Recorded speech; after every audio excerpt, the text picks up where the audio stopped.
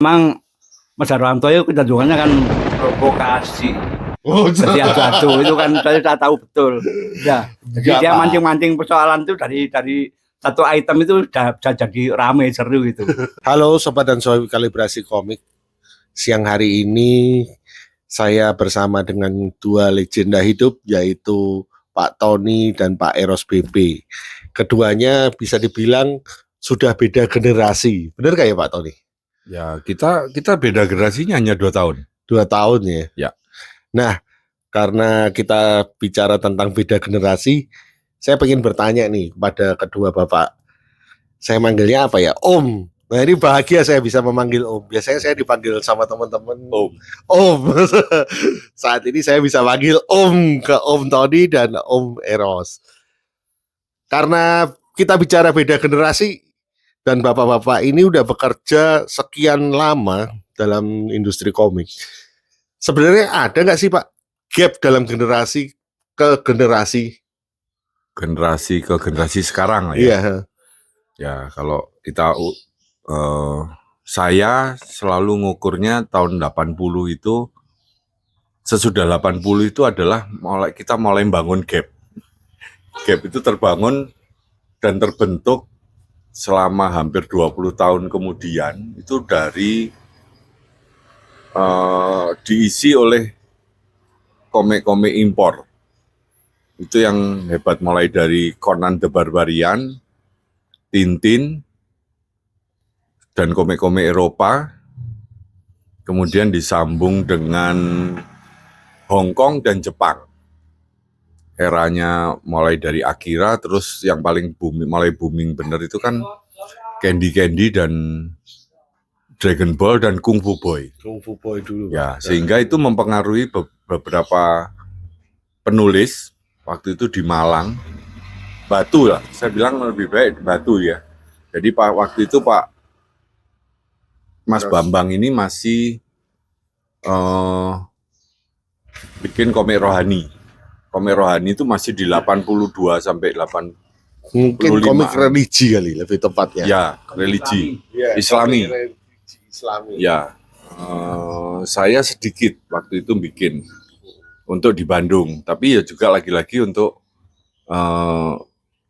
lokal-lokal aja, majalah lokal dan sebagainya yang nanti berulang lagi di 2000. Nah, kalau karakteristik para pelakunya itu ada sesuatu yang khusus gak Pak dalam setiap generasi itu? Ada ya? Ada. Jadi kalau karakteristik sampai 90, saya bilang efeknya dari era sebelumnya 70 sampai 80 itu masih bermunculan. Nah, misalnya Hengki Engko masih beredar di 80-an. Tapi juga sudah tinggal sisa-sisanya. Karena waktu itu kan memang mereka ini banyak yang masuk ke advertising agensi, karena itu boomingnya advertising. Nah, 90-an itu mulai muncul pengaruh-pengaruh dari Jepang nih. Yang tadi saya bilang anak-anak Batu yang dibina oleh Mas Duyanto Setiawan. DS Studio. DS Studio itu dulu juga melahirkan Kapten Surya segala itu. Alit Kencana itu sangat Jepang. Sangat Jepang. Kalau Kapten Surya itu, ya Keo itu sangat terpengaruh oleh Pak Teguh juga. Seusia nih dengan Pak Eros ini seusia nih. Saya sendiri waktu itu malah lebih sibuk di dunia yang lain. Di advertising, di garment, ilustrasi. Tapi untungnya saya memang ilustrasi karena tahun 90-an itu saya nekat aja datang ke mana? Ke Gramedia, nawarin portfolio dan saya jadi ilustrator di situ. Dan di situ kita punya kesempatan untuk mulai munculin sebetulnya komik pendidikan. Di album Ganesha Bobo itu komik pendidikan. Jadi di situ saya ketemu Pak Gerdi, Pak Man dan sebagainya sebagai ilustrator, tapi di komik pendidikan. Maaf nih, dipotong sebentar Pak. Ya. Jadi saya nggak tahu nih runtutannya. Kalau Pak Gerdi dan Pak Tony itu satu generasi atau gimana? Enggak, Pak Gerdi itu masih lebih dekat ke saya juga umurnya. Tapi dia sudah muncul di Maranatha kan, Berarti lebih senior nih Pak Gerdi. tetap lebih Ya, senior. mungkin bisa disebut angkatan 70, angkatan 80, angkatan 90. Kalau Mm-mm. Pak Gedi mungkin angkatan 70, Pak Gerdi angkatan 70. Ya. Kalau Pak Eros 80. 80. Berarti Tapi ini Pak Gerdi selisih itu 10 usianya tahun. dekat kita, Iya, tapi kan sangat dekat, iya, sangat dekat. Saya rasa Pak Gerdi untuk generasi 70 dia paling muda. Oh, dia paling muda. Dia paling Akhir muda. ya dia. Heeh, 70 dia akhir. akhir. Heeh. Jadi Lebih dekat dulu- ke 80 ya. lebih dulu Kelana. Gedi daripada Kelana. Oh, iya. Jadi Kelana itu masuknya di Hengki. Hengki. Pak Gerdi udah muncul Kelana duluan itu di Pak siapa? Pak Lan Kelana. Lan Kelana ya, Almarhum. Pak Lan. Oh, almarhum Pak Lan. Ya. Karena Pak Lan juga kelahiran 59. Iya. Gitu. Jadi Pak Lan ini masuk lewat Hengki Engko, sedangkan Pak Gerdi itu masuk dari Maranatha terus pindah ke San. Nah, ketika kita tadi nyebut ya, angkatan 70, angkatan 80. Itu kan masih deket ya. Masih deket, masih Dekat. komunikasi antar pelakunya itu gimana? Nah, kalau Masih ngomong- ada unggah-ungguhnya ketika angkatan 80 ketemu angkatan 70 itu Nah, ini masih ada komunikasi yang enak kan? sebetulnya gini, angkatan itu agak sulit dibilang ada komunikasi. Karena yang komunikasi itu ya jelas yang kayak Pak Teguh misalnya. Karena dia dianggap sebagai salah satu tiangnya Jawa Timur gitu. Dia punya kesempatan oleh penerbit itu dikasih biaya mampir ke Bandung, mampir ke Semarang, mampir ke Jakarta gitu. Beda dengan yang belum terlalu terkenal. Saya dengan Pak Hans itu hanya lewat surat. Dengan Pak Yan ya hanya lewat surat. Terus kita tahu ada berapa orang yang coba lewat surat, nggak digubris juga ada. Ya, saya Ke beruntung senior ya. senior. Ya. Saya beruntung oleh Pak Hans itu dijawab. Kalau Pak Teguh saya datang ke rumahnya aja, wong sak kampung. Istilahnya satu kampung lah. Dulu kita cuma setengah jam ya kalau ke Panjen ya. Dari sini ke Kepanjen 17 kilo. Ini yang disebut nih 17 teman-teman Pak Teguh Santoso. Ya, Ya, kan? itu saya hanya setengah jam saya bisa pakai sepeda kok. Nah, kan sekarang kita balik nih kondisinya, Pak. Ketika itu kan Bapak sebagai junior. Junior Nah, banget. sekarang kan udah senior semua nih. Kalau ngelihat Jenggot. para junior gimana, Pak? Memperlakukan kalian tuh apakah masih unggah-ungguh atau kok kesannya kurang ajar, kesannya tidak mau, sulit untuk dipahami langkah-langkah mereka oleh kalian-kalian ini. Kan kebetulan Pak Eros juga punya putra yang bekerja di bidang gambar Ilustrasi. menggambar ini, ilustrasi. Gimana, Pak? Kalau zaman Di dulu Malang. sih komunikasiku boleh dikata langka, maksudnya susah. Karena kalau sekarang kan ada Facebook, ada itu kan Iya, bisa. caranya ya. Kalau dulu kan kalau sesama pelukis senior, kalau istilah sekarang message apa? Silaturahmi. Oh iya. Kirim salam ke Iya. sesama itu kan lewat komik juga. Lewat karya di Jadi dalamnya. dalam kan ada tulisan Salam. salam Salam. buat ini ya. Nah, di luar itu kita sulit berhubungan. Nah, kita Surat. antar artisnya sendiri nggak punya nomor kontak. Ya, jadi yang muda, yang junior itu hanya ngebayangin ya, kapan ya bisa ketemu dengan para senior yang panutan itu. Iya, Ya. panutan. Kalau saya kebetulan memang sempat kumpul dengan Pak Teguh Santoso, jadi itu kan karena beda usia jauh dan juga kelas level senior junior saya itu lebih ke pasif artinya menunggu menerima jangan kan gitu. Iya, manut gitu ya, Pak. Iya, kita nggak berani macam-macam lah. Heeh. Ya. Jadi pada waktu itu seperti itu. Jadi Di kontak aja udah seneng. iya, kan saya dipercaya untuk jadikan asistennya itu juga sesuatu yang luar biasa gitu. Jadi saya dicoba untuk, Ros, kamu coba gambar dengan gayaku, sanggup nggak? Ya saya sinau dulu Pak. Iya. Ya, saya coba akhirnya beliau bisa menerima, akhirnya kita kerja bareng. Nah itu kebetulan kita tuh bisa ketemu langsung dan terhubung, maksudnya dalam hal pekerjaan. Ketemu sehari-hari karena sebagai asisten itu Iya. ya. Yang selain itu kita nggak bisa membayangkan kayak Pak Man itu seperti apa. Terus kalau Hasmi saya sempat ketemu di Jogja tahun berapa itu, karena saya tahun 85 sampai berapa itu aktif di dunia lukis. Saya sering ke Jogja, sempat ngobrol juga. Nah di luar itu saya kira ya mungkin sampai sekarang masih berlaku bahwa komunikasi itu masih terkendala. Masih terkendala walaupun sudah ada media sosial ya. Ya, belum Facebook. Zaman 80 belum ada. Oh enggak, maksudnya kalau sekarang. Ya. Kalau sekarang lebih terbuka gimana nih? Ada nggak teman-teman dari generasi yang muda nih Pak? Mika. Dari Mika gimana? Kita lihat di Malang dulu lah. Iya. Di Malang itu ada komunitas ilustrasi dan komik Mika. ya. Art ya. Akhirnya Itu banyak. dulu yang mandegani, artinya yang menginisiasi itu Mas Admira Wijaya, Mas Anto Admira Wijaya. Dan itu salah satu anggotanya Mas Samle, terus Akib Sakib itu anak saya.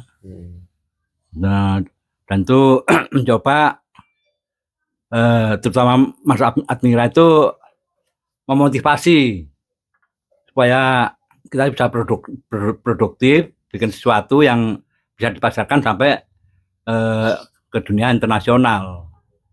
Nah itu ternyata bikin komik itu adalah tantangan yang tidak remeh, tantangan berat. Jadi yang tertantang ya mungkin akhirnya bisa menjadi komikus juga, tapi yang tidak akhirnya larinya ke ilustrasi.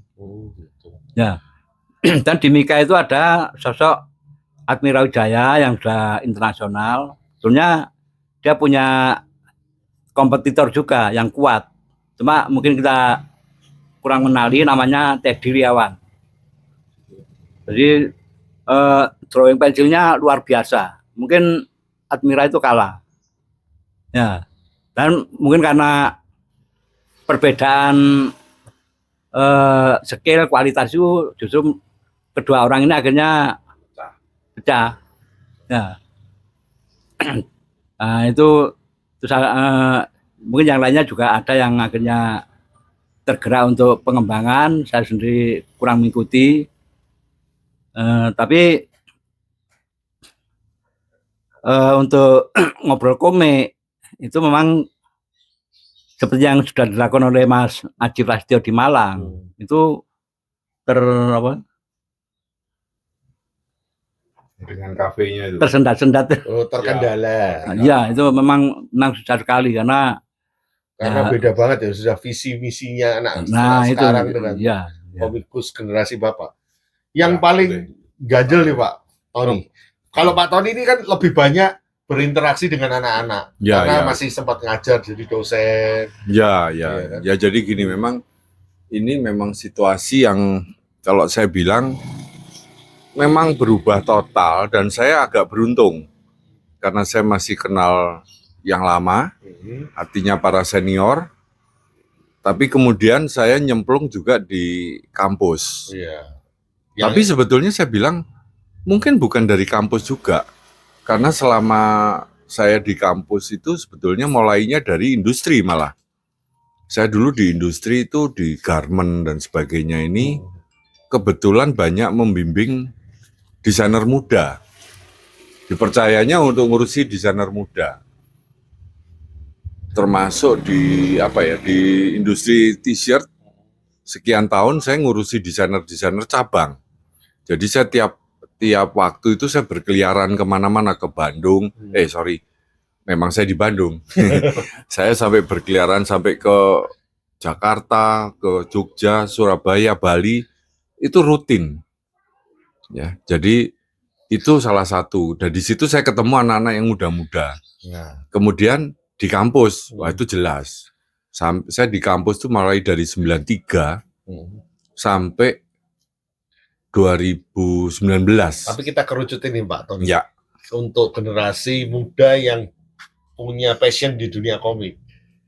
nah, Nah, berarti kan fashion ini, Ya. fashion ini tapi passion di dunia komiknya. Apakah ketika Bapak mengajar masih banyak sih anak-anak muda yang pengen jadi komikus? Karena seperti yang Pak Eros tadi bilang, itu nggak mudah gitu loh. Untuk Betul. menjadi komikus itu nggak mudah dan kebanyakan akhirnya ada yang beralih menjadi ilustrator. Kebanyakan. Karena tingkat kesulitan. Tapi ada nggak ketika generasi murid-muridnya Pak Tony ini, karena saya kenal beberapa, itu sebenarnya sudah salah satunya menjadi legend-legend di dunia komik. Ya. Sekarang, legend-legend baru lah. ya, oke. Legend-legend. Itu memang kalau saya lihat mulainya dari buku 14 jurus saja yang paling gampang. Karena itu akhirnya saya baru tahu bahwa buku saya yang aneh itu, buat saya aneh karena waktu itu saya sempat dikritik berapa teman, jangan dibikin gampang dong gitu loh. Bikin tuh yang susah gitu loh, supaya orang masuk komiknya militan. Ya enggak juga sih, saya bilang militan tuh tidak harus dibangun dengan sesuatu yang susah. Kalau saya termasuk agak nggak suka dengan apa-apa yang militan. Enggak lah, kita mulai dari yang alami saja. Prinsipnya saya bilang waktu itu yang harus dibangun nih dari anak muda pun sudah nggak takut untuk melangkah ke dunia komik. Akhirnya Itu muncul dulu. buku 14 jurus itu. Dan sekian tahun kemudian saya bertemu dengan anak-anak muda yang udah gambar untuk ke Amerika dan sebagainya. Tiap ketemu ngomong, loh saya belajarnya dari buku Pak Tony yang 14 jurus itu. Berarti yang keracunan buku itu banyak. Karena buku itu ternyata dicetak ulang sampai 2013. Artinya tiap tahun dicetak. Resminya 13 kali, yang nggak resmi buku itu udah dicetak 15 kali sebetulnya. Artinya sampai 2008, dari 98 sampai 2013. Ya, otomatis melahirkan cukup banyak komikus sampai sekarang. Dan kemarin saya di Jogja masih menemukan sekian orang komikus yang ngomong, lah saya dari bukunya Pak Tony juga. Tapi mungkin terbitan yang kesekian. Ada yang jadinya manga. Tapi itu padahal terbitan pertama. Saya bilang, kenapa kamu jadinya ke manga? Lah kan Pak Tony memang nggak anti mana-mana. Ya memang. Saya dari juga dulu punya, berpikir. Saya punya 14 jurus punyanya Pak Tony itu, dan memang ada beberapa contohnya yang Manga. manga. Ya, karena gini, saya sejak zaman itu pun selalu berprinsip gini. Dalam seni, itu kita nggak perlu anti ini, anti itu. Sebisa mungkin kita belajar semuanya, supaya kita paham. Pasti tiap daerah, tiap tempat, tiap negara, tiap seniman itu punya kelebihan. Dan itu tidak mengenal, oh kalau gitu saya nggak mau aliran ini, aliran itu. Jangan. Saya selalu menganjurkan pelajari sebanyak mungkin. Wawasan kita tuh perlu ditambah terus. Sampai hari ini pun saya masih belajar. Dari mana ya? Dari anak-anak yang muda ini. Sehingga saya bisa ngerti, oh caranya bikin untuk gambar game itu gini. Gambar game gitu. Ada beberapa orang aneh ya, kamu kok udah main digital? Emang kenapa nggak main digital? Dulu saya main digital tapi pakai mouse. Sekarang saya pakai Wacom. Yang beliin Wacom teman-teman saya muda ini. Saya sendiri dulu nggak sanggup beli Wacom, tapi ternyata waktu dibeliin, kok ya nggak mahal-mahal amat juga. Malah saya boleh ngutang itu sama teman saya. Yang lebih muda, jauh. Jadi sebetulnya gitu. Kenyataannya memang ya harus diakui, masuk komik ini bukan sesuatu yang mudah. Pasti berat, sama seperti kerjaan yang lain sih menurut saya. Dan memang di dunia ini kenyataannya industri komik itu ya dibilang membesar juga tidak, mengecil juga tidak. Membesarnya mungkin dengan online. Amerika tetap negara besar untuk komik. Jepang juga masih. Tapi juga jangan lupa negara-negara Asia yang tadinya tidak begitu dikenal juga bermunculan. Korea tadinya mulainya dengan game yang populer dulu, Sekarang juga manhwanya terkenal. Hong Kong jelas. Ya, Hong Kong, Tiger Wong dan Ya, lain-lain. Tapi kalau seperti Pak Tony ini masih mengikuti dan menikmati nggak Pak? Kalau membaca kayak format platform yang scroll gitu di Ya, handphone, saya bukan webtoon ya istilahnya paling gampang ya. Ya, saya bukan nggak menikmati. Agak ribet aja. Oh, gitu. Karena buat saya nonton digital itu tetap nggak nyaman. Tapi saya ngikuti. Saya terakhir juga sempat nyoba Akuma gara-gara kalibrasi komik. Oh, Akoma, oke, cobain. Ya oke, saya cukup menikmati. Berarti kalau Pak Tony kan jelas masih gap itu tidak terjadi karena berusaha beradaptasi nih ya. Ya. Nah, kalau Pak Eros gimana Pak? Online dan sebagainya. Dengan media komik online nih, kita bicara yang spesifik aja. Komik online kayak webtoon gitu, pernah mencoba untuk membaca nggak Pak? Ya pernah, tapi kalau saya sih merasa lucu aja, karena itu bukan gaya kita itu loh. Ya, jadi kalau anak-anak sekarang memang kecenderungannya seperti itu. Ya, kalau kalau webtoon yang bikin komikis senior yang tua-tua jadul, ya mungkin saya ikuti gitu. Jadi karena karena belum ada yang mempelopori teman-teman segenerasi bikin webtoon, belum ada ya Pak? Ya, itu kan beda gaya, kayak melihat mainan aja, bukan. Tapi seandainya Pak, kemarin sempat ada komikus yang agak mudahan juga punya ide mau mengajak rekan-rekan segenerasi Pak Eros, Pak Tony gitu untuk buat webtoon. Ya. Mereka pengen coba dong webtoon kasih space buat para cergamis tua ini. Ya. Yang sudah sepuh untuk nyoba masuk ke sana. Kira-kira tertarik ya Pak? Sepuh nih. Kalau saya pribadi, kebetulan saya ini sama dengan Pak Tony benar gaptek ya, kayak Kang Derajat.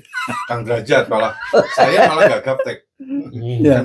Kang Derajat itu gaptek, jadi umurnya ya mungkin lebih muda kan? kita gamang aja kan. Gamang ya? Ya bisa nggak? Bisa nggak? Ya, Pak, berarti kan butuh pelatihan ya Pak? Butuh apa namanya selain ya penyesuaian, adaptasi gitu. Pengenalan dikenalin dulu. Ya. Dikenalin dulu. Kecuali kalau kita itu prosesnya ya kayak yang sudah, jadi kita gambar di kertas, nanti ada yang proses, ya ada yang transformasi ke digital gitu aja. Nah, kalau kayaknya kita enggak, kalau harus pakai perangkat-perangkat itu. Oh, ada keengganan untuk beradaptasi dengan toolsnya. Ya. Nah ini beda kalau saya. Sebetulnya saya itu malah sempat diajak masuk Ciayo oleh beberapa teman muda. Mas mau nyoba nggak Ciayo? Saya sih jujurnya memang tipe orang yang seneng hal baru. Biarpun saya nggak main game. Sehingga dulu saya pernah menolak tawaran untuk bikin komik game Tekken. Karena saya nggak main game, sorry, saya agak sulit untuk bayangin gerakan terus-menerus. Akhirnya nggak jadi. Tapi saya senang dengan grafisnya game. Jadi tahun 2000-an itu saya banyak mempelajari grafisnya game. Padahal Pak Tony dan Pak Eros ini selisih 2 tahun aja. Hanya 2 tahun ya. Kita lihat perbedaan zaman itu sangat berpengaruh kepada perbedaan usia. Kalau saya lihat malah lebih ke pribadi sebenarnya, nggak ada hubungan dengan umur ya. Mungkin. Lebih ke pribadi orangnya. Gitu. Lingkungan, betul. Lingkungan saya setuju. Iya betul Pak Eros. Lingkungan. Lingkup hidup, lingkungan juga. Ya, karena saya di Bandung dan mahasiswa itu dorongan banget. Masalahnya dorongan banget tuh gini. Ada mahasiswi malah ingat, Pak, saya diterima kerja di Game Station. Terus saya ketemu ternyata teman bapak. Oh iya, oke. Kenapa? Kamu kerjanya apa? Jadi saya kan mesti memahami dan mengajarkan. Akibat itu saya terus-terusan beradaptasi nih sampai 2019 dengan mahasiswa. Dan kemudian setelah 2019 saya malah sekarang menjadi pembina di satu komunitas lukis yang usianya juga rentangnya luar biasa. Dari yang 80 tahun sampai yang umurnya 30-an. Jadi perbedaan kemampuan tuh tinggi. Terus belakangan ya itu ada beberapa teman memang punya ide lucu.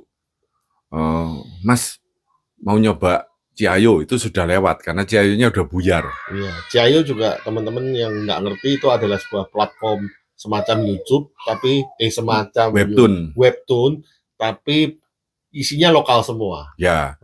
Nah, ini yang mudah-mudahan, ini saya baru ngomong mudah-mudahan. Kemarin ini saya ditanyain untuk ke webtoon. Saya bilang oke, horor mau nggak? Saya nawarinya horor. Saya bilang percuma kalau ngomongin silat jangan dulu lah, kejauhan. Seleranya nggak cocok. Saya pikir lebih baik drama, tapi mungkin ada sentuhan horor sedikit atau horornya pun saya lebih seneng kayak Junji Ito. Saya nggak gitu seneng horor zaman dulu lagi. Kalau Junji Ito itu horor urban, mungkin itu lebih cocok. Ya ini baru angan-angan mudah-mudahan. Tapi pertanyaan terbesarnya belum terjawab, Pak. Apa itu? Apakah kalian berdua itu menyadari sebenarnya ada gap nggak sih antara generasi kalian dengan generasi yang sekarang? Ada. Pasti ada. Ya? Minimal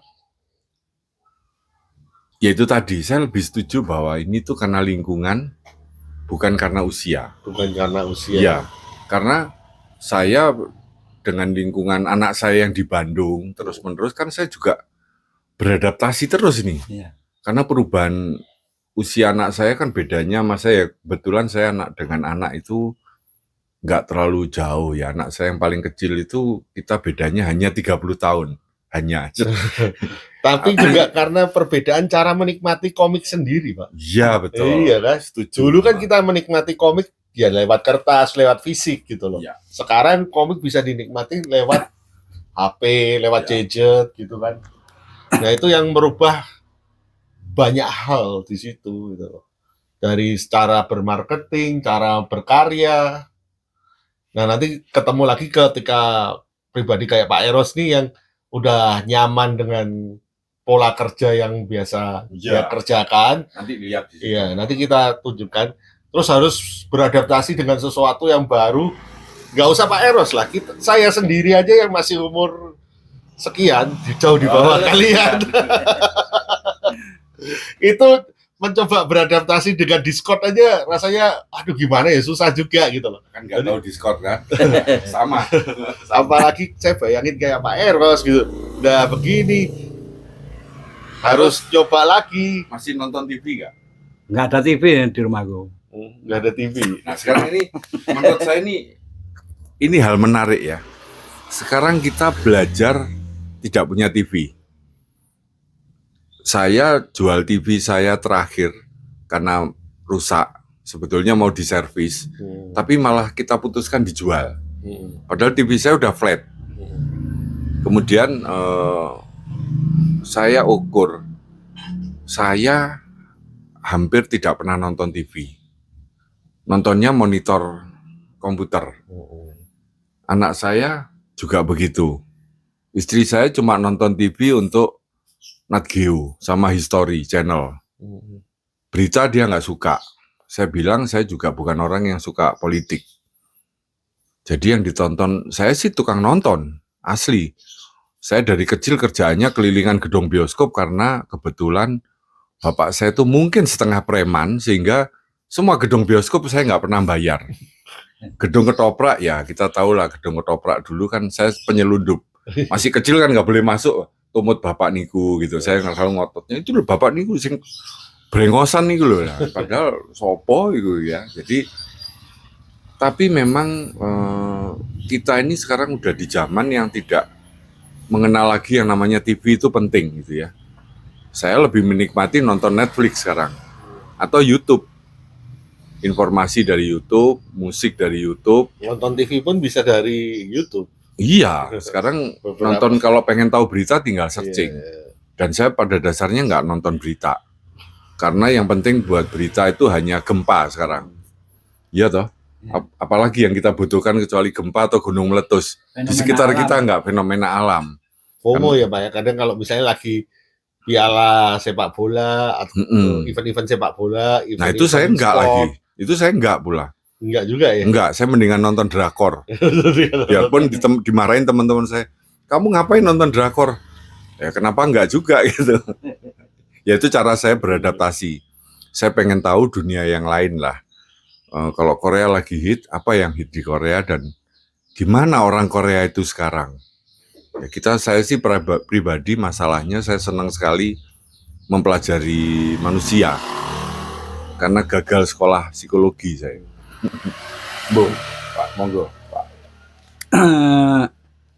Tadi Mas Harwanto kan Menanyakan gap. Menyadari nggak sebenarnya ada gap itu, Pak? Gitu. Apa memang nggak ada gapnya kalau menurut nah Pak? justru ini yang jadi pertanyaan juga. Kenapa Mas Harwanto itu menggiring saya ke persoalan gap? Iya. Nah, kalau ke saya melihatnya justru pilihan-pilihan. Iya. Jadi kalau gap itu kan memang Mas Harwanto itu kecenderungannya kan provokasi. Oh, Jadi adu-adu itu kan saya tahu betul. Ya, jadi dia mancing-mancing persoalan itu dari satu item itu sudah bisa jadi rame seru itu. Tapi persoalannya sebenarnya enggak, saya tuh sering dengar tuh Pak. Kalau banyak anak-anak muda ya, bukan netizen lah, yang berada di lingkup dunia komik tuh selalu bilang, kalau yang muda bilangnya begini, ya itu kan salah yang tua hilang. Jadi kita ya belajar dari produk yang kita dapatkan saat itu. Iya, maksudnya ketika saat itu udah nggak ada karyanya Pak Teguh, udah nggak beredar, mau beli juga susah. Mau cari di internet juga nggak ada yang bagi gratis. Akhirnya ya beli yang gampang, adanya Kung Fu Boy ya dibeli. Ya akhirnya itu terbentuk gitu loh. Nah, logika mereka begitu. Sedangkan yang tua kan bilang, ya itu kan salah yang muda, nggak mau cari. Sebenarnya kalau mau cari ya masih ada. Orang buktinya kolektor masih bisa dapat komiknya Pak Teguh, komiknya Pak Ganes, ya. Dan bahkan ada penerbit yang masih sampai sekarang konsisten nerbitin komik-komik lawas gitu loh. Lah kan berarti ada gap toh Pak. Bukannya saya memprovokasi.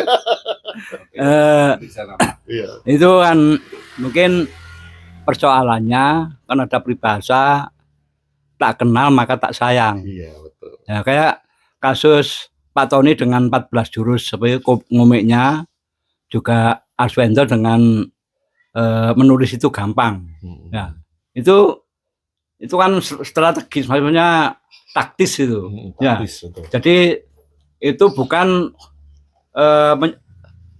menawarkan suatu metode atau cara yang paling gampang, bukan, tapi membuka cakrawala. Ya betul. Itu justru banyak yang terbuka. Oh, ngomong itu seperti itu, akhirnya mereka nggak ragu-ragu.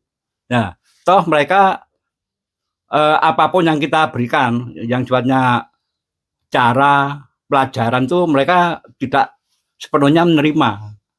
Justru tiap orang dengan kadar intuisi masing-masing itu justru akan otak-atik pengembangan masing-masing. Ya, jadi ya beli bukunya Mas Tony 4 brusi itu, tapi yang diambil mungkin hanya satu poin aja. Nah, selebihnya itu pengembangan. Yang menarik itu tadi gini Pak, kenapa saya menggiring Pak Eros untuk bicara tentang gap? Kenapa? Karena saya tahu Pak Eros ini punya putra yang jago banget gambarnya juga gitu loh. Kan lebih enak lagi nih bicara tentang bonding ayah dan anak. Ya. Nah, berasa nggak sih Pak? Kayak saya sendiri nih Pak. Saya tuh ngajarin anak saya gambar tuh susah Pak. Padahal anak saya tuh suka gambar. Ini bicara pengalaman pribadi loh ya. Kalau saya ajarin, dia nggak mau. Dia merasa, wah kenapa saya harus belajar dari ayah saya? Orang sekarang di YouTube banyak yang mengajarkan tentang gambar. Dan bahkan lebih jago-jago dari ayah saya. Ada nggak sempat Bapak mengalami kayak yang saya rasakan ini? Kembali tadi saya kan tentang pilihan-pilihan. Iya. Jadi saya keluarga itu berkata seniman semua. Jadi perupa atau senengannya gambar semua. Saya komik, ngelukis. Terus istri saya juga melukis juga. Terus anak saya yang pertama perempuan yang sekarang di Jerman itu juga melukis. Terus yang kedua melukis. Nah, yang Agib itu melukis, menggambar, juga nekuni yang digital. Nah, jadi eh, kalau saya kan tidak mungkin mengatakan bahwa yang paling ideal itu komik, nggak mungkin. Nggak mungkin itu Ya. yang iya benar Pak. Memang Toh, begitu. bikin komik itu persoalannya tidak segampang itu. Soal cerita aja. Ini yang kendala utama. Menyiapkan cerita ini. Ya. Jadi banyak yang mundur karena tidak bisa menyiapkan itu. Ya, akhirnya apa? Pilih yang non cerita. Ya ilustrasi atau menggambar, melukis dan sebagainya itu. Kan saling mempengaruhi nih. Kayak misalnya anak saya juga mempengaruhi. Harusnya gambar matanya seperti ini. Karena tool yang kita pakai masih sama Pak, digital. Nah kalau Pak Eros ini kan toolnya udah beda dengan anak. Pernah nggak anaknya juga mempengaruhi Bapak? Pak, mbok jajal lo Pak, ini nganggo Wacom. Ya. Pernah ya Pak? Ya, saya itu selalu ditawari. Cuma kita itu kan apa ya? Connect-nya itu lama banget. Ya. Jadi saya kan sering otak-atik Photoshop itu ya. Kan sudah diajari Photoshop ini gini cara mengoperasikan, nggak nyantol. Ya, karena memang saya tidak dipersiapkan untuk perangkat itu tuh, sejak awal. Jadi lebih ke manual. Nah ini udah mulai berbeda Iya, antara mulai kita berbeda, nih. ya. Ya, Mulai Iya, berbeda. makanya sebenarnya bukan masalah umur ya, Bukan. masalah lingkungan tadi, masalah pribadi masing-masing. Ya, pilihan. Pilihan, betul. Iya, ya, ya. Coba saya juga.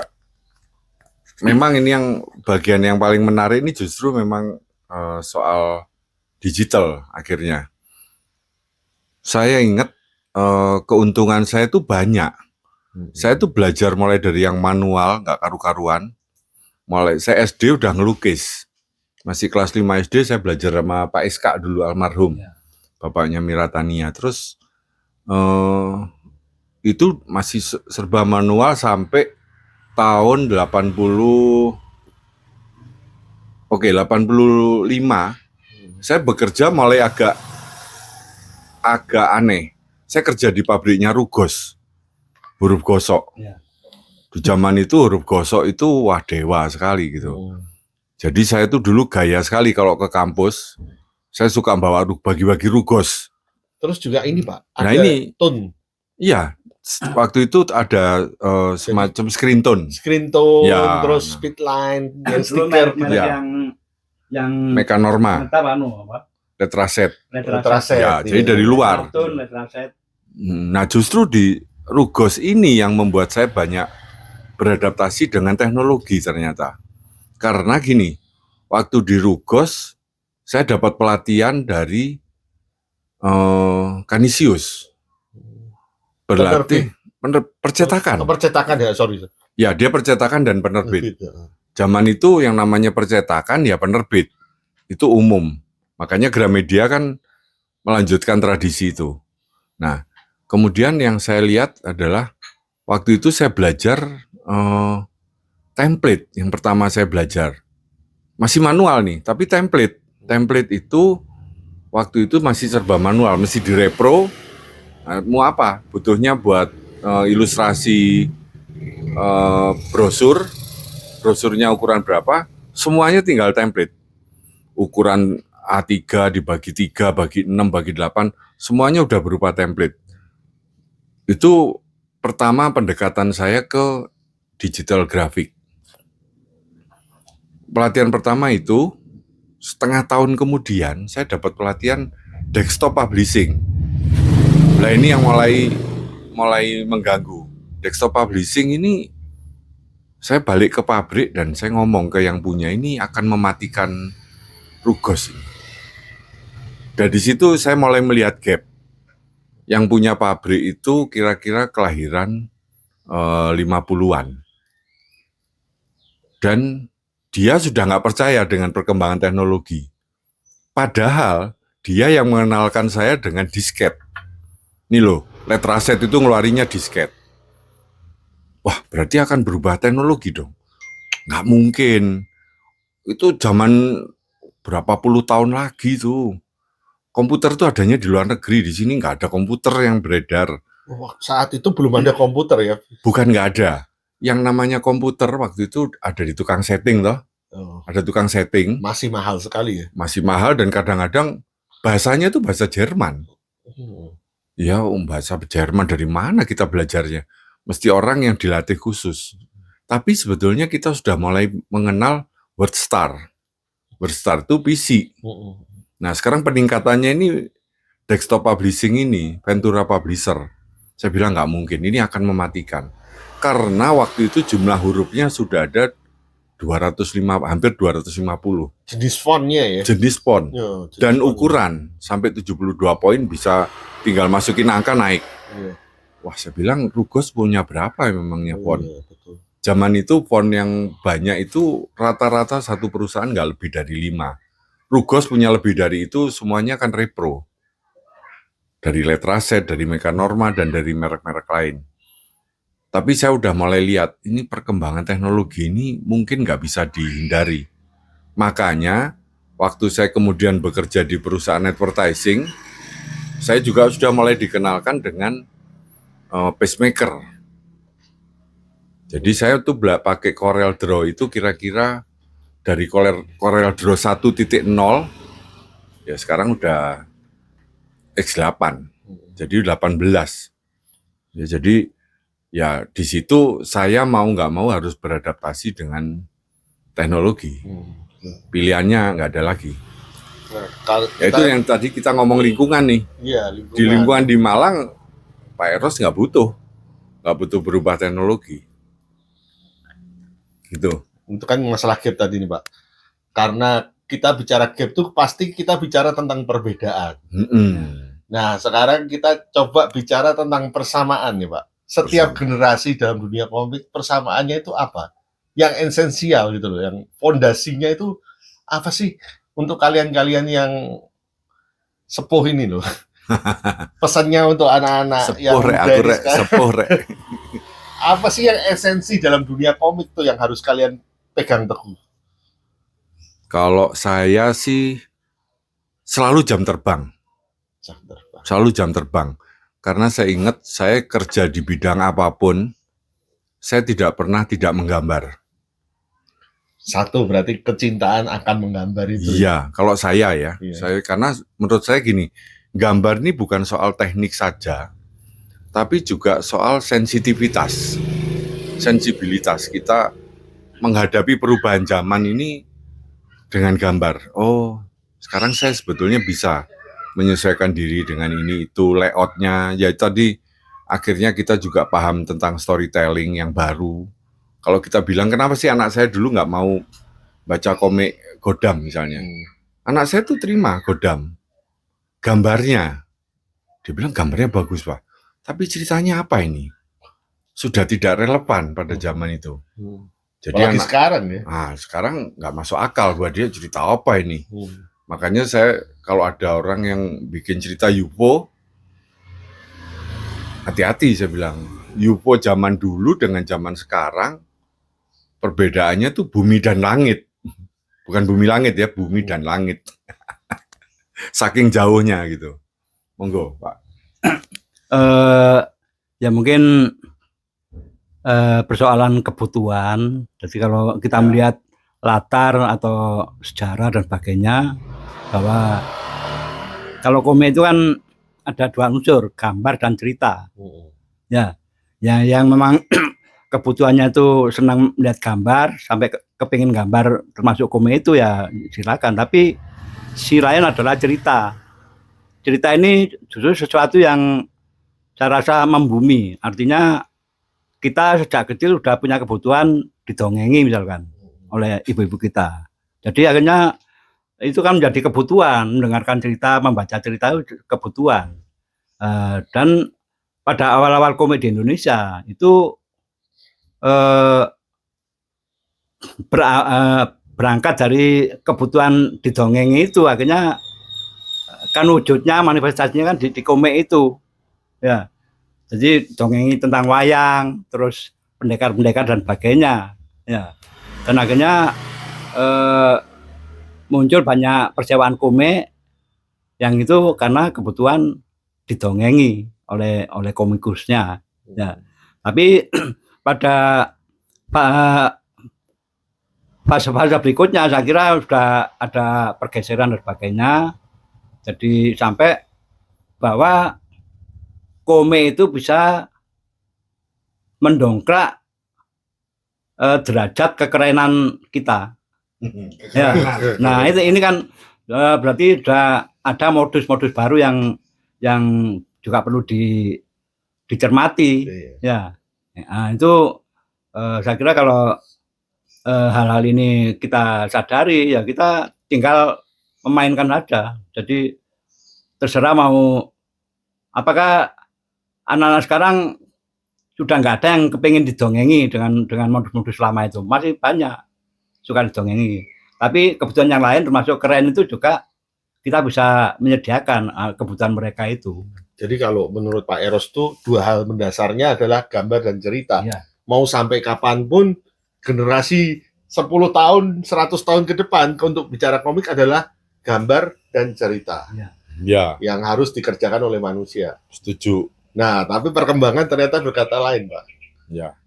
Perkembangan berkata lain karena cerita bisa dibuat dengan AI, gambar bisa mulai dibuat dengan AI juga. Nah, Ya. gimana kalian melihat ini? Ya, oke. Ini Ya. AI dulu lah. Menarik. Ya, mungkin Yang lebih tua. ada yang saya catat. Jadi komik-komik Jepang itu bagi saya adalah sesuatu yang punya nilai tawar lebih. Ya, artinya dari satu contoh aja kayak One Piece Enggak, benar ya? ini bicara AI, Pak. Iya, iya. Bukan Jepang. Enggak anu. Hanya menambahkan. Menambahkan yang tadi ya. Ya, Oh, jadi oke. kayak One Piece itu cara menceritakannya itu kan dia novel yang divisualisasikan dalam bentuk bentuk komik. Artinya kan novel full. Novel Ya, Grafis. bergambar. ya. Grafis. Novel Sementara grafis. kalau komik kita itu adalah repertoar istilah saya. Jadi laporan. Jadi secara kronologis diceritakan si A dari sini ke sini ya. Kan tapi kalau One Piece itu tidak. Loh, teman-teman nih Ya. Pak Eros saja baca One Piece loh. Nah, itu kalau komik-komik artinya yang lewat AI atau apapun, tapi kalau katakanlah tidak memahami konstruksi atau struktur bahwa cerita yang dibutuhkan yang mungkin mengena itu kayak One Piece itu ya tetap gak nyampe kalau nggak paham itu. Nah, tetap AI pun butuh pemahaman yang mengerjakan AI-nya. Jadi nggak semena-mena dengan ada AI, wes tolong bikin cerita One Piece ya nggak bisa. Mereka menyebut diri mereka itu prompter, Pak. Ya, prompter. Prompter. Jadi prompter ini menurut saya hanya mengolah data. Iya. Hanya mengolah data, nyambung nih data. Nah, Dan dari AI ini memang yang saya lihat sebetulnya tetap ada kebutuhan AI, tapi juga jangan lupa kelebihannya. Sekarang kita ngomong nggak usah hanya komik, ilustrasi dan komik itu yang penting akhirnya adalah kepribadian si senimannya. Nah di sini saya masih melihat sampai hari ini kebutuhan itu masih bisa diatasi dengan digital painting, tapi begitu masuk AI hilang. Jadi cara mindsetnya si seniman ini tiba-tiba jadi mindset mesin. Tidak ada rohnya. Tidak ada rohnya. Nah, ini kita udah ngomong taksu Menarik. ini tambah angel ini. Dan itu menarik. itu muncul Ya. waktu saya jadi pembicara di Singapura November tahun lalu. Selalu muncul pertanyaan tentang AI. Apakah kalian akan mati oleh AI? Penulis, seniman, ilustrator akan mati nggak oleh AI? Saya bilang tergantung. Tergantung, kita boleh milih mati atau boleh tetap bertahan dengan kepribadian kita yang nggak mungkin diadaptasi oleh AI. Sejauh ini, saya bilang sejauh ini kita nggak bisa diadaptasi kepribadiannya oleh AI. Yang muncul di AI ini, mau senimannya ada 100 orang, tampangnya sama semua. Kita masih bilang, oh ini AI. Sekarang AI sedang mencoba untuk merekam data-data orang-orang cantik di seluruh dunia, orang-orang ganteng, orang-orang tua, sedang dicoba direkam semua untuk masuk AI. Tapi pasti juga tidak akan sesederhana itu. Rasanya seragam. Rasanya seragam. Nah, rasanya seragam. Mungkin tuh istilah menarik itu. Apa rasanya seragam bahasa Inggrisnya apa ini? Sintes. Same taste. Same taste. Same Iya. apa? Jadi Same menarik, apa ya? Same taste, same size, same semuanya serba sama. Uniform ya. Ya, uniform. Segini loh Pak, yang menarik itu ketika saya mencoba menyingkat apa yang dibicarakan tentang ruh itu tadi, dan komik adalah gambar dan cerita, ada satu faktor yang waktu di Jogja itu Pak Tony sempat bukan ngobrol, memberikan kuliah gratis ke saya secara pribadi. Komik itu yang paling penting, yang esensial adalah storytelling. Ya, Ini Pak Tony nggak tahu masih ingat apa enggak. Dan 2 hari yang lalu saya itu mewawancara muridnya Pak Tony, namanya Pak Henry Trisula. ya, Henry Trisula, dia juga nggak sengaja terucap itu. Komik itu adalah storytelling ya, esensinya. Jadi ajaran dari Pak Tony itu masih turun. Jadi gap Membekas. itu masih nggak ada gapnya, masih nyambung gitu loh. ya, Nah, kemudian ada muridnya, karena si Henry ini juga adalah dosen sekarang. ya. Dia punya murid. Turun ke namanya Edwin T. Oke. Nah, ini mulai berubah nih, Pak. Komik itu bukan hanya cuma storytelling, dia bilang. Mulai ada perubahan. Berarti kan mulai dari generasi ke generasi ada istilahnya entah nggak langsung berubah ya, tapi mulai ada perubahan. Ya. Mulai ada perubahan. Oke, kalau saya lihat gini, oke, saya kemarin juga dengar cara Edwin bicara. Ya, jadi sebetulnya apa yang disebutkan oleh Edwin sebagai perubahan itu, saya bilang itu bukan perubahan amat sih. Sebetulnya tidak merubah esensinya, tapi dia lebih berpikir sebagai graphic designer. Jadi yang sebetulnya berubah itu adalah gimana dia mengatasi pasar.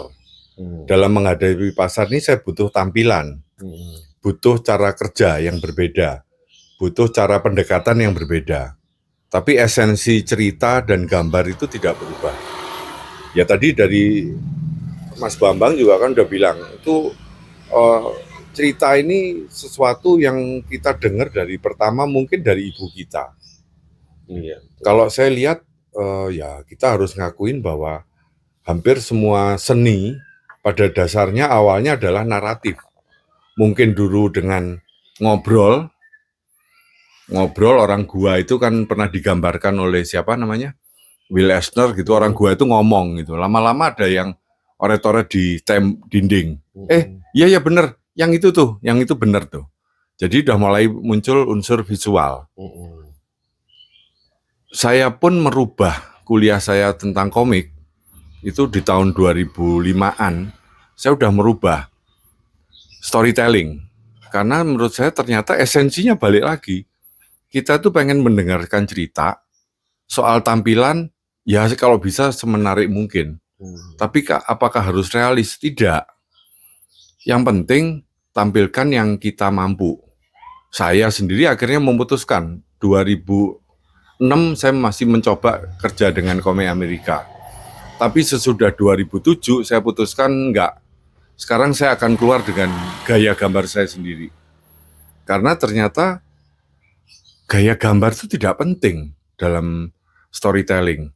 Tapi yang lebih penting adalah gimana gambar dan cerita ini menyatu menjadi sesuatu yang menarik. Dan itu tidak mengenal generasi. Sekarang saya ngomong ya, Lawsam ini juga buat saya akhirnya menjadi satu fenomena aneh. Kan kemarin kamu lihat di Komik Paradise itu, Komik Para itu juga ini cepat sekali dapat respon, atensi. Dan yang menarik dari kemarin laku 10. Harga 200.000 itu sebetulnya dari dulu salah-salah itu aduh ini larang ini, tapi nggak bisa dihindari. Ternyata setelah ada sponsor pun harganya tetap 200.000. Karena saya juga butuh mangan ini. Nah, yang menarik dari Lawsam ini adalah 65% kira-kira, atau 60% lah, karena 5 itu aneh. Tapi kira-kira 60% yang beli itu cewek. Padahal semua menganggap, wah ini komike wong lanang iki ono gelute. Enggak tuh. Anak-anak yang beli ini rata-rata lebih melihat gambarnya itu sendiri. Buat mereka bukan soal realis, tapi gambarnya menyenangkan. Artinya di sini mulai hilang nih persoalan gambar itu sebetulnya sudah tidak harus realis atau kartun, tetap intinya menarik. Jadi ada satu sensitivitas yang mereka bisa terima, ini asik nih gitu loh. Kok bulat ya gambarnya, tapi lucu iki. Itu menurut saya sesuatu yang antara manusiawi atau itu mendasar.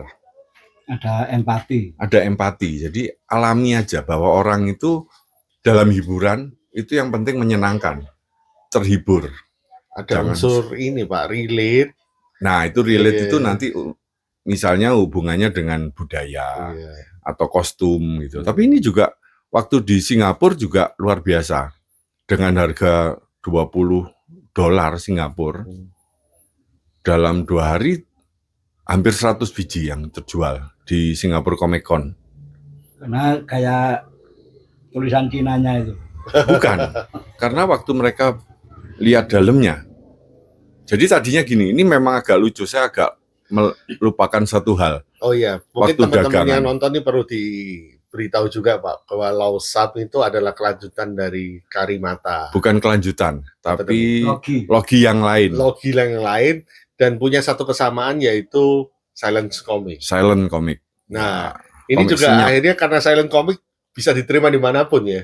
Ternyata iya. Iya. Ya, ternyata iya. Jadi pada ujungnya saya selalu melihat gini. Gambar ini kayak kita candi kan? Candi itu berkali-kali dibaca, semua ahli akhirnya ngomong, oh ini salah baca. Oh ini bacanya benar. Tapi ceritanya nggak berubah. Hanya tinggal, oh saya baca dari sana ke sini. Oh ini dari kiri ke kanan. Ada yang ngomong dari tengah, keluar.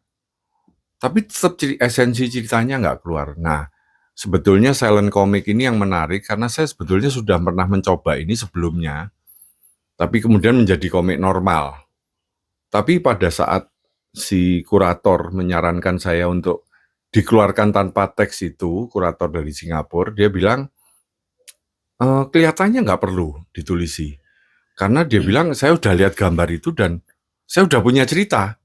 Dari gambar itu, apakah cerita itu benar atau enggak, kamu setuju atau tidak, toh saya punya cerita, dia bilang. Saya kok pikir memang mungkin benar, bahwa cerita ini kalau kita lihat lagi gambarnya, muncul cerita baru, muncul dialog baru, mungkin muncul musik baru. Versi masing-masing pemirsa. Ada ruang yang disisakan untuk pembaca itu menginterpretasi sendiri. Persis. Ya. Seperti kadang kenikmatan membaca novel itu berbeda dengan membaca komik karena ada ruang yang disisakan untuk pembaca itu punya berimajinasi sendiri. Nah, itu jadi berlawanan dengan teori cergam yang lama. Oh, cergam yang lama gimana Pak? Cergam yang lama itu malah dimusuhi orang karena nggak ada teks. Harus banyak teks gitu loh. Jadi penulis atau kreator cergam zaman dulu itu berusaha nulis bukan apa-apa, supaya nggak dimarahin orang, dia nggak suka nulis. Gitu. Nanti orang males baca. Kayak taekwondo. Wah, teksnya banyaknya nggak karuan. Kadang tuh sering ini loh, yang udah ditulis tuh yang digambar gitu loh. Kadang kalau buat generasi saya itu merasa nggak penting gitu. Nggak penting gitu loh. Nah, ini orang bodoh amat si Harwanto sedang minum kopi, terus dia gambarnya ngangkat sedang minum kopi gitu loh. Iya, saya masih ingat zaman dulu itu. Itu buat generasi kami itu konyol. Useless gitu loh. Ya, teksnya itu useless gitu loh. Memang, dan memang saya juga dulu menemukan. Jadi selama episode saya nggak bikin komik itu, saya sebetulnya mempelajari. Lah iya. Dulu cergam lama itu suka aneh-aneh. Tapi ketika saya ngomong pintu dibuka itu tuh, ya kamu ngomong persis. Enggak, saya pintu ditendang, kayak saya ngomong begini nih kan Pak Eros denger juga emosi juga, ini kurang ajar gitu. Saya rasa enggak, karena sebetulnya kita di masa itu rasanya kok tiap seniman mencoba caranya masing-masing. Iya. Untuk menerima istilah itu. harus banyak teks. gitu loh. Tapi akhirnya saya jadi nangkep ketika ngobrol begini dengan om-om dua ini, jadi nangkep kata apalagi penjelasan dari Pak Eros tadi bahwa itu tuntutan ya Pak ya. Iya, Mainstream. Tuntutan zaman. pemerintah. Oh, tuntutan pemerintah Pemerintah. karena itu untuk Menggalakkan. membaca. Iya, Oh, menggalakkan. gitu. Lah kita bisanya gambar disuruh Lah, iya. menggalakkan membaca teks. Nah, ini kan Nggak generasi mungkin. yang nggak tahu ini kan kesannya cuma seperti itu tanpa tahu justify tanpa tahu background story-nya gitu Betul, loh. betul. Setuju. Makanya kalau kita ngomong begini gap itu tuh hilang gitu loh Pak. Kenapa kalibrasi komik ada? Itu karena seperti itu. Harapannya gap itu semakin terkikis karena semakin mengenal satu sama lain. Ya. Oh ternyata dia dulu begitu karena begini. Tak kenal tak sayang tadi. Iya. Ya gitu, saya setuju bahwa memang ya itu juga termasuk bagian saya kenapa memutuskan bikin silent comic. Karena pada akhirnya kita memberi ruang makin luas nih. Dengan dia tanpa teks, dia interpretasinya lain. Iya. Saya ditanya kok waktu Karimata itu sama pertanyaannya. Kalau nggak ada teks ini nanti kalau orang interpretasinya lain boleh nggak? Silahkan seluas-luasnya. Kamu makin ngawur, saya makin seneng. Artinya gambar saya ini cukup Liar. liar. Maksudnya bukan liar, merangsang pemirsanya untuk liar, imajinasi, asosiasi. Ya dulu saya rasa saya sih senang dengan karya Pak Eros yang dulu juga. Makanya saya masih ingat yang saya punya terakhir itu Dajjal. Karena dengan gambar-gambarnya itu sebetulnya kita ini meremai seneng.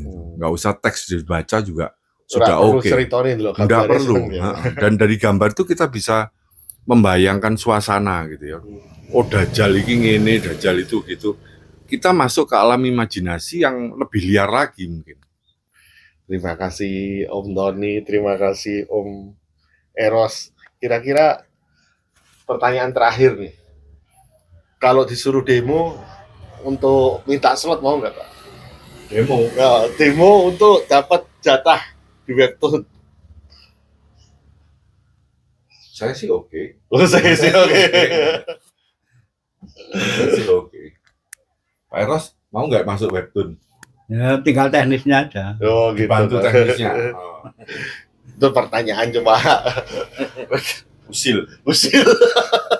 Tapi kita belajar banyak hari ini dan kita bersyukur ternyata nggak seperti yang teman-teman muda bayangkan bahwa kalau generasi tua ini sama sekali tidak mau menerima generasi muda, dan ternyata bahkan Pak Eros saja baca tentang One Piece ya Pak ya. Pak Eros saja berusaha. Saya baca ini kok, yang terakhir saya beli itu Chainsaw Man. Saya masih baca Chainsaw Man dan saya masih nunggu Ultraman baru diterjemahkan. Maksudnya saya udah baca Inggrisnya sebagian. Oke, pesan-pesan terakhir Pak. Monggo untuk penonton kami yang lebih muda. Saya dulu. Jangan berhenti berimajinasi. Nice. Saya cinta komik, ya apapun wujudnya. Kuharap kalian juga seperti saya. Terima kasih. Terima kasih ya. Thank you.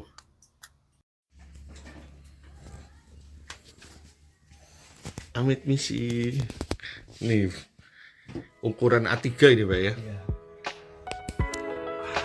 Untuk bikin gambar satu begini nih A3 full gini berapa hari Pak? Tergantung honornya. Ya rata-rata sehari lah. Rata-rata sehari ya Pak ya. Dan tulisannya benar-benar masih ditulis tulisan tangan. Masih luar biasa banget sih.